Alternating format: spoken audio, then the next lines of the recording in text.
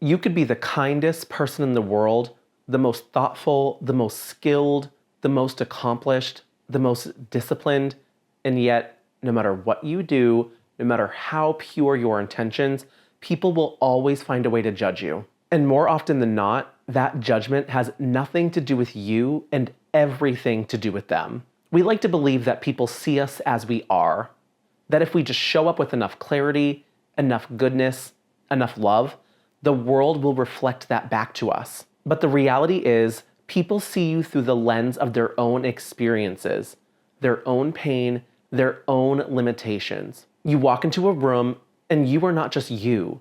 You are a reflection of their insecurities, their self-doubt, their regrets, their unfinished business. Think about it. Have you ever done something you were incredibly proud of? Maybe you got a promotion, hit a milestone, or achieved something that took immense effort, only to be met with indifference, skepticism, or even hostility from certain people. Maybe they downplayed your success, changed the subject, or made some backhanded comment like, well, must be nice. That wasn't about you. That was about them. That was their own feelings of inadequacy rising to the surface, their own internal voice telling them that they haven't done enough, that they're falling behind. And rather than confront that discomfort, it's easier to project it onto you. The same thing happens in relationships. You can love someone with everything in you, be patient, be understanding, be willing to grow, and still they might push you away. Not because you're not good enough, but because your love forces them to confront their own wounds. Some people don't know how to accept kindness without suspicion. Some people don't know how to receive love without feeling unworthy of it. Your light doesn't just illuminate, it also casts shadows. And those shadows are not yours to fix. The truth is, most of the judgment you will ever experience in life is not personal. It feels personal, of course. It feels sharp. It feels targeted. It feels unfair. But when you strip it down to its core, it's just a mirror. People see in you what they struggle to accept in themselves.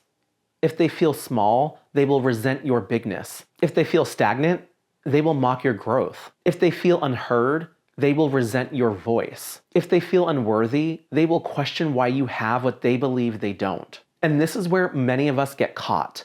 We start shrinking ourselves, not because we doubt our abilities, but because we feel the weight of other people's discomfort. We start dimming our light, not because we don't want to shine, but because we don't want to make others feel unseen. We start apologizing for our existence in ways we don't even realize, downplaying our success, hesitating before we speak up, keeping our happiness quiet so it doesn't seem like we're bragging. But here's what I need you to understand.